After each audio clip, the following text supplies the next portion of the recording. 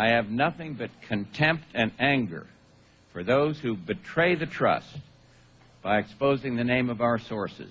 They are, in my view, the most insidious of traitors. The boat Charles refers to belongs to those at the top of the pyramid, where the interests of the media outlets are quietly defined.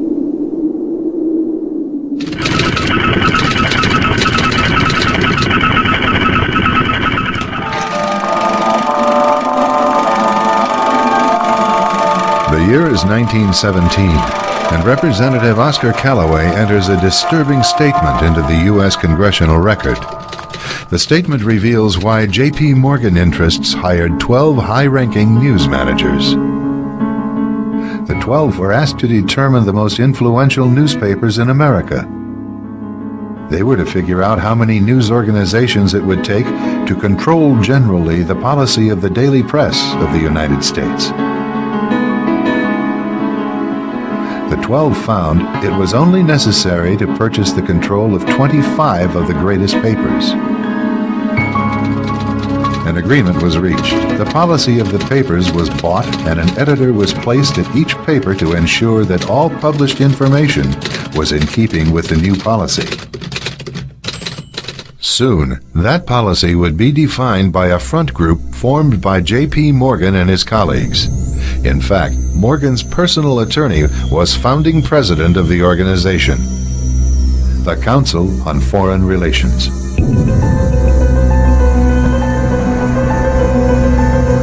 Today, the CFR maintains that its goal is to increase America's understanding of the world.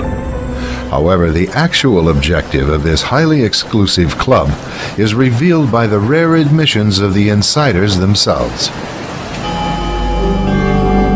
In the early 60s, a Georgetown University professor collects information for a book favorable to the network of powerful men who founded the CFR.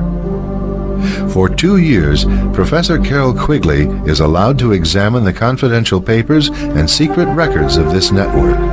Quigley reveals that these men aim to create a world system of financial control in private hands, able to dominate the political system of each country and the economy of the world as a whole. In short, they seek total and quiet control of the entire world. And the CFR is their most visible conduit for carrying out that agenda. CFR members include America's wealthiest tycoons, as well as the highly placed elite in government, academic institutions, tax-exempt foundations, and the establishment media.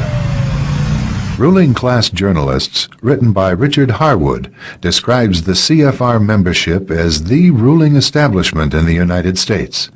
The Washington Post article boasted that news reporters who are CFR members do not merely analyze and interpret foreign policy for the United States, they help make it.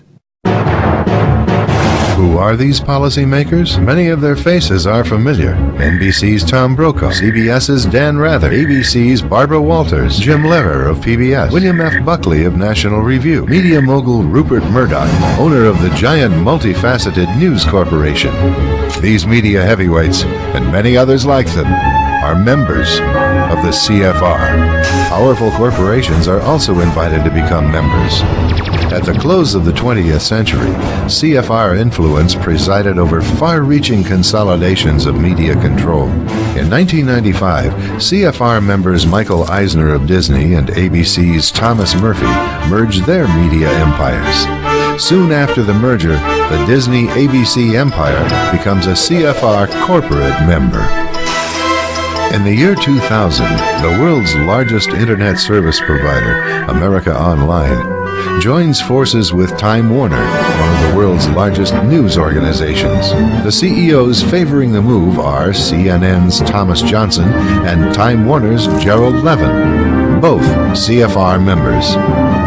Once again, another media giant is created under the shadow of CFR influence. Today, an elite handful of individuals define the agendas that are supported by the empire of establishment news. The establishment media's backing of Matthews and Durante points to the existence of a larger policy to legitimize communism. Communism is the most absolute form of government, the highest concentration of government. And so you actually have in the communist system a rule by an oligarchic few, a rule by an elite. That is precisely what the Council on Foreign Relations insiders have been pushing for in this country and throughout the world throughout the past century. So there is a natural confluence of interest there, not an antagonism between the communists and the internationalists here in our government. They are both after the same thing.